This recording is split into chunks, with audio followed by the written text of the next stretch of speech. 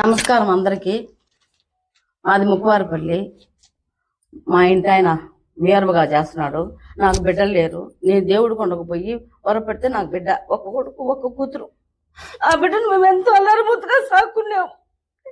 సాకున్న తర్వాత ఆ బాబు సాఫ్ట్వేర్ గా జాబ్ చేస్తున్నాడు. అది చేసిన తర్వాత ఇంటికి వచ్చిన తర్వాత మాకు ఇట్లా ముక్కువారిపల్లిగా ఈ మాదిరిగా వాళ్ళు మాకు పరిచయం అయినారు. పరిచయం అయిన తర్వాత నా బిడ్డను తీసుకుంటాను వాళ్ళు ఈ మాదిరిగా దీనికి సర్పంచ్ చేసినారు. సర్పంచ్ చేసిన తర్వాత మళ్ళా ఎమ్మెల్యేగా వాళ్ళే చేసినారు. నా బిడ్డ అమాయకుడు, నా బిడ్డకి ఏమి తెలీదు. మా ఇంటికి క్యాస్ట్ ఒకటే కదా అని చెప్పేసి మా ఇంటికి తరుస్తూ వస్తా ఉండింది. సాయం కోసం వస్తా ఉండింది. ఏదో లేవు వచ్చింది అని చెప్పి మేము సాయం చేసినాము.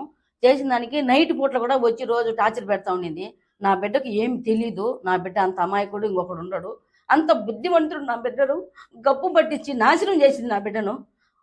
అంత ఉత్తముడు లేడు. వాళ్ళ దగ్గరికి మేము మమ్మల్ని వాళ్ళ దగ్గరికి తీసుకుపోయి మమ్మల్ని బిడ్డను ఉత్తముడుగా చేసినారు.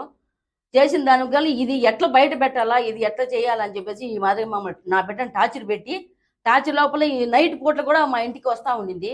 వచ్చి గుళ్ళ దగ్గర ఉండి ఎక్కడంటే అక్కడికి పోయేది. నా బిడ్డను రమ్మని చెప్పేది. మాకు ఫోన్లు చేసేది. 1 గంటకు 2 గంటలకు 3 గంటలకు ఫోన్లు చేసేది. మమ్మల్ని ఎట్టంటే అటు టార్చర్ పెడతా ఉండింది.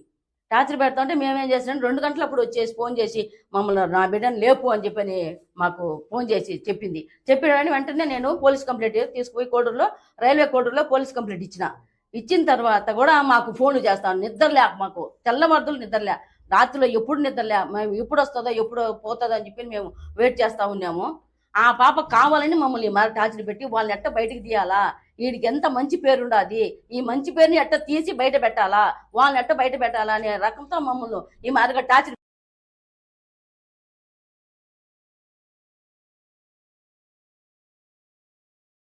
దాన్ని ఎట్లా పోయాలని మేము ఆలోచన చేసినాము. కానీ మాకు కొంచెం వాళ్ళని చూసి మేము ఏం చేయలేక గమనం అయిపోయినాము.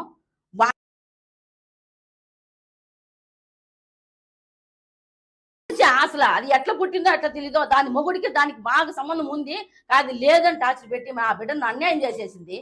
అన్యాయం చేసి బయటికి తీసి లాగాలా, ఇది ఎట్లా, దాని వెనకలు ఎవరుండారు, ఎవరు దీనికి మార్గం ఇస్తా ఉండారు తెలియడం లేదు. వైఎస్ఆర్ సిపి వాళ్ళు ఇస్తున్నారా, లేకపోతే బయట ఎవరన్నా ఉండి దాన్ని టార్చర్ పెడుతున్నారా, అది ఏమైంది తెలియకుండా నా బిడ్డను గప్పు పట్టించింది. వాళ్ళలో ఉంచి బయటకు తీయాలా, చెడ్డ పేరు రావాలా, వాడు బాగుపడుతున్నాడు వాడిని బయటకు